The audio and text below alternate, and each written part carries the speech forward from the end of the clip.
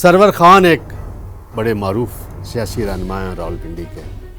ٹیکسلا سے اور چکری سے انہوں نے 2018 میں کامیابی حاصل کی 2 نشستوں پہ، اور انہوں نے ناظرین کن کو شکست دی تھی؟ سابق وزیر داخلہ چودھری نثار علی خان، جو آزاد حیثیت میں الیکشن لڑے تھے.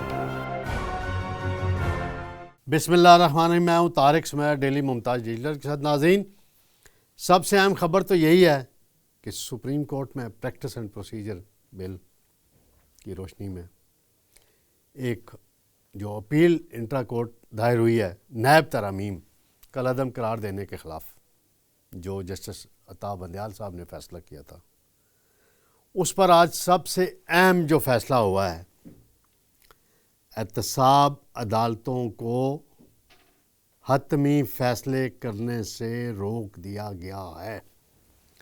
یہ کیوں ہوا، اس کی ڈیٹیل بتاؤں. اور دوسری بات میں یہ بتاؤں گا کہ تحریک انصاف کے ایک رہنما تھے سرور خان، وہ بھی شیخ رشید کے نقش قدم پہ چل پڑے ہیں، اور انہوں نے بھی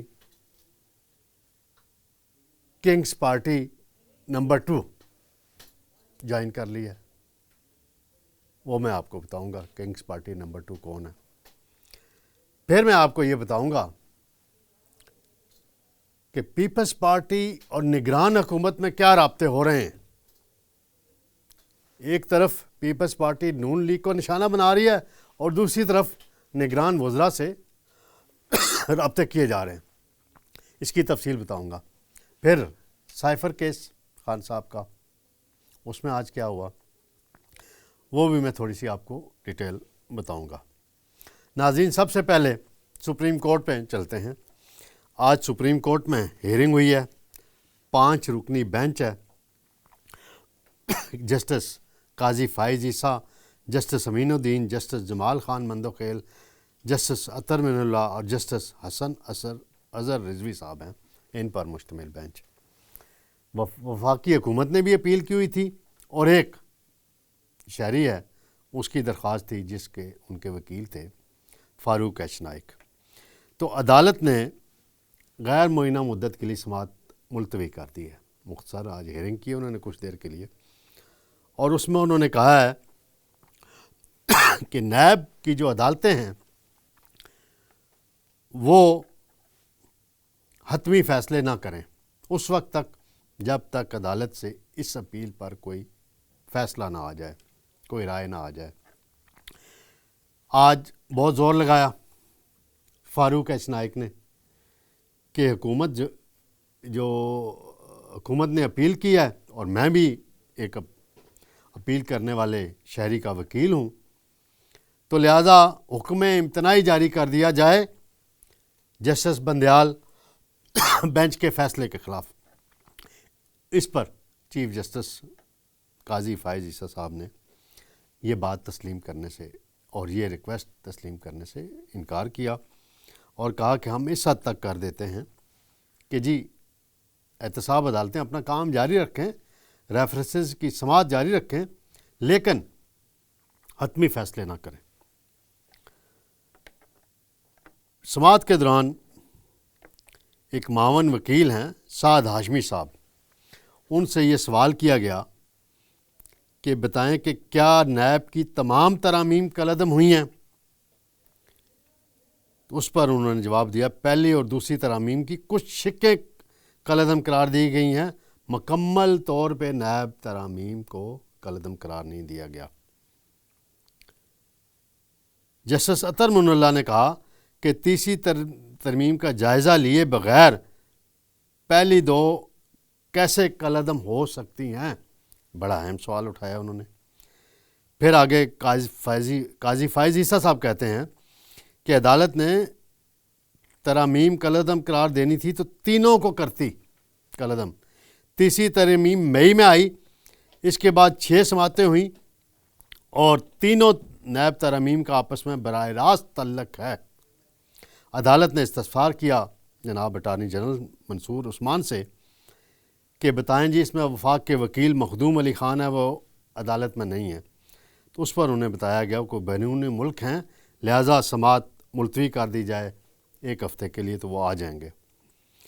فاروق ایس نائک نے بڑا موقف اپنانے کی کوشش کی کہ جی اس فیصلے کو جو جسٹس عطا بندیال کر گئے تھے اس کو معطل کر دیا جائے، اس پر آپ سٹے دے دیں۔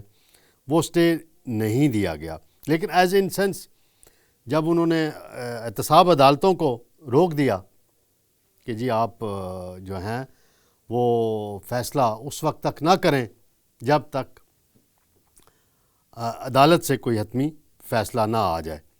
یہ ناظرین میری نظر میں ایک بڑی اہم آج پیش رفت ہوئی ہے سپریم کورٹ میں، اور جو 2 معزز جج صاحبان ہیں اس بینچ کے، اطہر من اللہ اور جو چیف جسٹس ہے قاضی فائز عیسیٰ، ان کے ریمارک سے تو میں یہ اخذ کر سکتا ہوں کہ جسٹس عطا بندیال کا فیصلہ کالعدم ہو جائے گا اور پارلیمنٹ کی بالادستی تسلیم کر لی جائے گی۔ ناظرین دوسرا معاملہ ہے سب سے اہم کہ سائفر کیس آج پھر ان کیمرہ سماعت ہوئی ہے اڈیالہ جیل میں۔ مزید 5 گواہ عدالت میں پیش کر دیے گئے، لیکن جو خان صاحب کے وکلا ہیں ان کی بڑی کامیابی ہوئی آج کہ ان سرکاری گواہوں کے بیانات قلم بند نہیں ہو سکے، ان کی حاضری لگوا دی گئی ہے اور سماعت 7 نومبر تک پھر ملتوی ہو گئی ہے۔ اب 7 نومبر کو سرکاری گواہوں کے بیانات قلم بند ہونے کا سلسلہ شروع ہو جائے گا، اور آج اس لیے بھی وکلا جلدی میں تھے کہ سپریم کورٹ بار ایسوسی ایشن کے الیکشن ہے، وہاں ووٹ بھی پول کرنا تھا، یہ بھی ایک وجہ تھی، اور دوسری کوئی اور بھی وجوہات تھیں۔ ناظرین ایک اور بڑا اہم معاملہ ہے، سیاسی معاملہ ہے کہ استحکام پاکستان پارٹی، جس کو کنگز پارٹی 2 کہا جا رہا ہے، یعنی کنگز پارٹی 1 تو مسلم لیگ نون ہے، یہ بات پیپلز پارٹی کے لوگ کرتے ہیں، تحریک انصاف کے لوگ کرتے ہیں۔ سرور خان ایک بڑے معروف سیاسی رہنما ہیں راولپنڈی کے، ٹیکسلا سے اور چکری سے انہوں نے 2018 میں کامیابی حاصل کی 2 نشستوں پہ، اور انہوں نے ناظرین کن کو شکست دی تھی؟ سابق وزیر داخلہ چودھری نثار علی خان، جو آزاد حیثیت میں الیکشن لڑے تھے، اور اب دوبارہ چودھری نثار علی خان آزاد حیثیت میں الیکشن لڑنا چاہتے ہیں، اور ٹیکسلا کی نشست سے بھی لڑنا چاہتے ہیں، اور چکری کلر سیدہ والی جو نشست ہے جس میں چکلالہ کا ایریا بھی راولپنڈی کا آتا ہے، وہاں سے وہ لڑنا چاہتے ہیں آزاد حیثیت میں۔ اور سرور خان جو ہیں انہوں نے بیعت کر لی آج جہانگیر ترین اور علیم خان کی، وہ جا کے ملے ہیں اور شامل ہو گئے۔ اور جو میری معلومات ہیں کہ اٹک سے ایک اہم سیاسی رہنما ہیں میجر ریٹائرڈ طاہر صادق، بڑے معروف سیاسی رہنما ہیں، ان کی بڑی گرپ ہے وہاں اٹک کے 2 قومی اسمبلی کے حلقے اور 3 صوبائی اسمبلی کی نشستوں پہ۔ پچھلی دفعہ وہ دونوں سیٹیں جیت گئے تھے، پھر ایک سیٹ خالی کر دی تھی، اور ان کا بھی یہ سننے میں آ رہا ہے کہ وہ بھی آئی پی پیز میں جانے والے ہیں اور ان کے مذاکرات جاری ہیں، اور دیکھتے ہیں کہ کیا ہوتا ہے۔ چودھری نثار صاحب کی بڑی دلچسپ صورتحال پیدا ہو رہی ہے کہ ایک طرف اس حلقے میں چودھری نثار علی خان ہوں گے، اور ان کے روایتی حریف سرور خان جو ہیں وہ تحریک استحکام پاکستان پارٹی میں چلے گئے ہیں، آئی پی پیز میں چلے گئے ہیں، اور دوسری طرف جو مسلم لیگ نون کی قیادت ہے انہوں نے سلیکٹ کیا ہے ایک شخص ہیں چودھری نعیم اعجاز، ایک نجی ہاؤسنگ سوسائٹی رن کر رہے ہیں راولپنڈی میں اور اس علاقے میں۔ انہوں نے بڑے بینر بھی لگائے ہوئے ہیں۔ چک ویلی خان، گزشتہ دنوں میرا چکوال جانے کا اتفاق ہوا تو وہاں میں نے دیکھے بڑے بینر لگے ہوئے تھے۔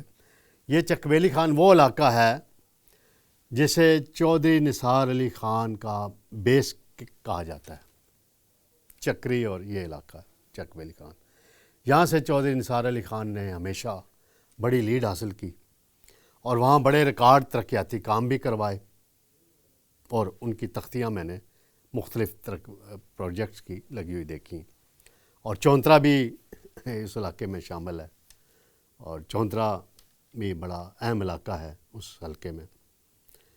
تو دیکھا جائے تو نعیم اعجاز صاحب جو ہیں، ان کی جو سوسائٹی ہے اس کے خلاف راولپنڈی کی انتظامیہ بڑی کارروائیاں کر رہی ہے ان دنوں، بڑی ہائی لائٹ ہوئی ہیں چیزیں، اور نون لیگ کی قیادت انہی کو برقرار رکھتی ہے یا کوئی اور امیدوار لاتی ہے۔ یہاں راجہ قمر الاسلام نے پچھلا الیکشن لڑا تھا، صوبائی اسمبلی میں بھی لڑا تھا، اور وہ ایک وقت میں چودھری نثار علی خان کے نیچے ایم پی اے تھے، اور چودھری نثار علی خان ہی ان کو نون لیگ کے اندر لے کر آئے تھے۔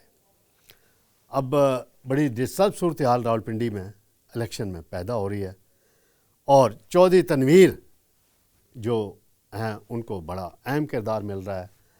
اب چلہ کاٹ کے شیخ رشید بھی آ گئے ہیں، حنیف عباسی بھی عدالت سے بری ہو چکے ہیں، اور ان کا براہ راست مقابلہ حنیف عباسی کا اور چودھری تنویر کے بیٹے دانیال کا شیخ رشید سے ہوگا، اور شیخ رشید 2 نشستوں سے الیکشن لڑیں گے، اور گزشتہ روز انہوں نے 9 مئی والوں کو، واقعہ کرنے والوں کو لعنتی کہہ دیا۔ اب دیکھتے ہیں اس ان کے جملوں کے بعد تحریک انصاف کے ووٹر کا کیا رد عمل ہوگا۔ ناظرین، انشاءاللہ کل آپ کی خدمت میں دوبارہ حاضر ہوں گا۔ خدا حافظ۔